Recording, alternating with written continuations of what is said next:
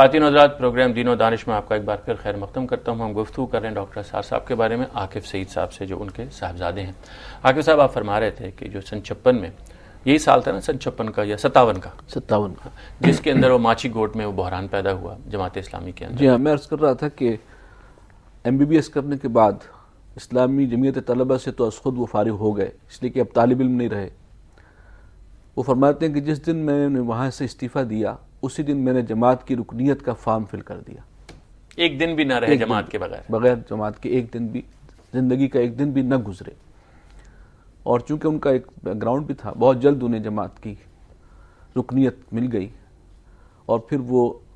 Montgomery Sahiwal میں اس زمانے میں ہوتے تھے، وہاں کے امیر جماعت اسلامی بھی معین ہوئے. اس دوران پھر یہ 1957 کا جو اجتماع ہوا تھا ماچی گوٹ پہ جماعت اسلامی کا، اجتماعی ارکان، اس میں ایک بڑا اختلاف سامنے آیا تھا. ظاہر بات ہے کہ اس وقت وہ ہمارا اصل موضوع نہیں ہے، صرف اشارہ کرنا مقصود ہے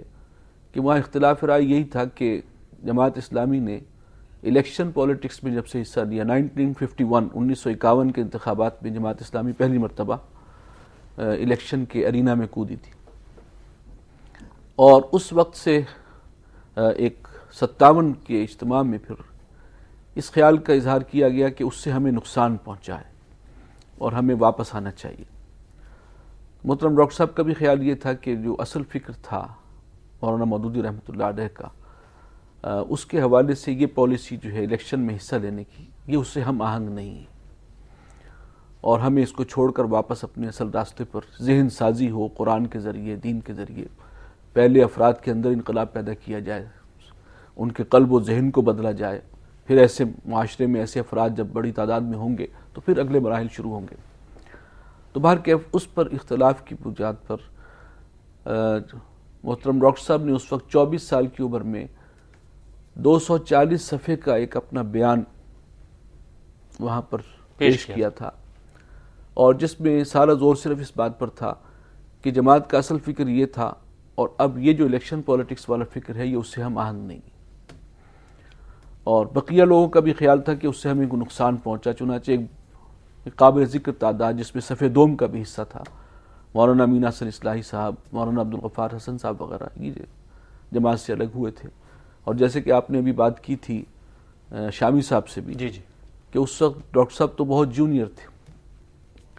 بڑے بڑے اکابر تھے جو اس وقت علیحدہ ہوئے تھے اسی پالیسی کے اختلاف سے. تو وہاں سے پھر علیحدہ ہوئے، لیکن پھر ڈاکٹر صاحب نے کوشش کی کہ ان لوگوں کو جمع کریں کہ جو صرف اس پالیسی کے اختلاف کی بنیاد پر علیحدہ ہوئے ہیں. فکر تو وہی ہے، دینی سوچ تو وہی ہے، اور اقامت دین کی فرضیت کا تصور تو اپنی جگہ ہے. اور یہ بات اقبال کے کلام سے بھی انہیں ملی تھی، پھر مولانا مودودی رحمۃ اللہ علیہ کی جو بھی تصانیف تھی ان سے اور زیادہ واضح ہو کر سامنے آئی کہ دین کا تقاضا ہے، ایمان کا تقاضا ہے، اس کے لیے پھر کوئی جماعت بننی چاہیے. چنانچہ وہ اس کوشش میں لگے رہے، اور ایک مرتبہ 1967 میں کچھ فیصلہ بھی ہوا ایک جماعت بنانے کا، اور تنظیم اسلامی کا نام بھی اسی وقت سامنے آیا تھا. اس میں اصلاحی صاحب بھی شریک تھے. اس میں اصلاحی صاحب بھی شریک تھے، اور بھی اکابر، وہ سبھی لوگ جو اس وقت جماعت سے الگ ہوئے تھے وہ سب اکٹھے ہوئے تھے. لیکن اللہ کو منظور نہیں تھا اور وہ میل منڈے نہیں چڑھ سکی. تو بعد میں پھر محترم ڈاکٹر صاحب نے انڈیویجولی کام کیا، اور درس کے حلقوں کے ذریعے قرآن کا پیغام پہنچایا، دینی ذمہ داریوں کا تصور عام کیا، اور پھر سن 75 میں تنظیم اسلامی قائم کی. اچھا، یہ جو اب ہمارے ناظرین کے لیے آپ نے بات بیان فرمائی ہے، اس کو اگر ہم ایسے سمجھیں کہ جو ڈاکٹر صاحب کی رائے یہ تھی کہ سوسائٹی کو فکری لحاظ سے بڑے پیمانے پر تبدیل کرنا ضروری ہے، اور اس کے بعد ایسا ہوگا کہ وہ لوگ مہیا ہوں گے جو ملک کی قیادت میں جا کے اس میں اصل سیاسی تبدیلی کر سکیں. یہ سادہ طریقے پر وہ بات تھی. اور جماعت اسلامی یہ سمجھتی تھی کہ ملک میں چونکہ ایک نظام ہے جمہوری اور آئینی، اس میں الیکشن کے ذریعے سے تبدیلی لانا زیادہ آسان ہے. تو یہ وہ حکمت عملی کی بات تھی. تو آپ کیا شامی صاحب کی اس بات سے ایگری کرتے ہیں کہ یہ دین کا وہ بنیادی کوئی مسئلہ نہیں تھا جس پر علیحدگی ہوتی؟ یعنی انہوں نے یہ کہا، میں یہ نہیں چاہتا کہ ہم اختلافی بات کریں، مراد صرف یہ ہے کہ کیا یہ بات اگر ہم ریٹراسپیکٹیولی دیکھیں اب اتنا عرصہ گزر جانے کے بعد، اصل میں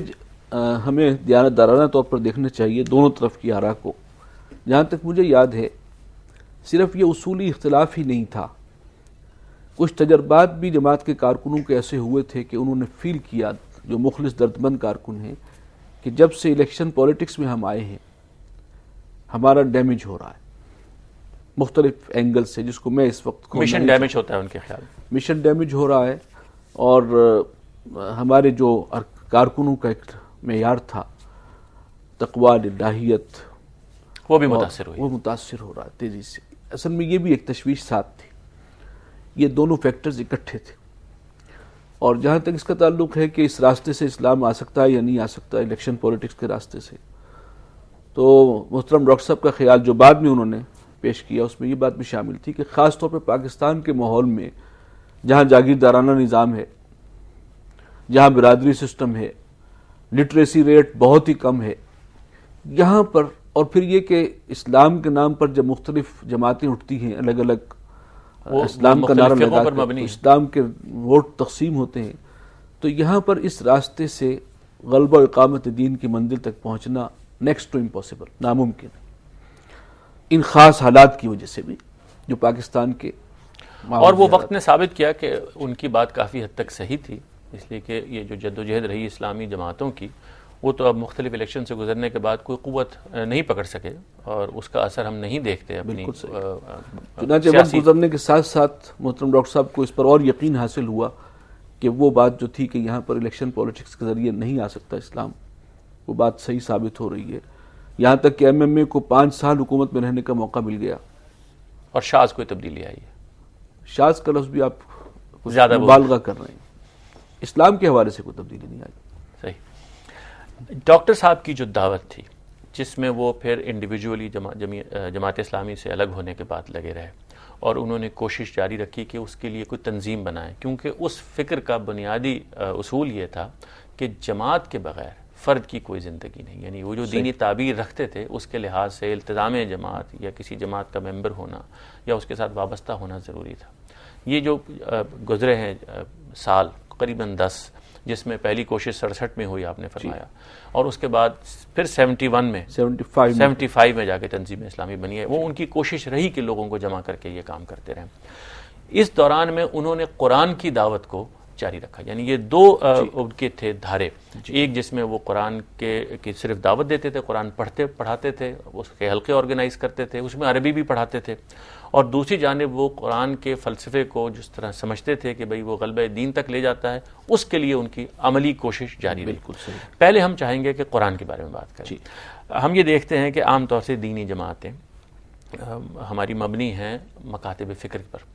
اور وہ اپنا مخصوص لٹریچر رکھتی ہیں، ان میں سے کم جماعتیں ایسی ہیں جو دعوتی جماعت میں تبدیل ہوئیں اس وقت، بعد میں تو ان میں تبدیلی تبلیغ جماعت پہلے بھی موجود تھی، ظاہر ہے وہ بھی ایک مخصوص فقہ پر مبنی ہے۔ ڈاکٹر اسرار صاحب نے پہلی مرتبہ یہ تبدیلی کی یا ایک نیا لوگوں کو رستہ دکھایا کہ قرآن مجید سب کے لیے ہے،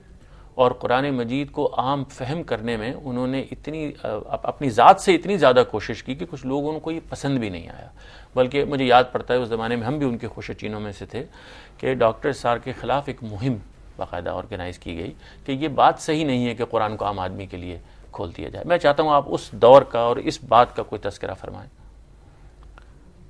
جی، قرآن مجید کے ساتھ تو ان کا ذہنی تعلق زبان طالب علم میں قائم ہو چکا تھا، اور اس کا اصل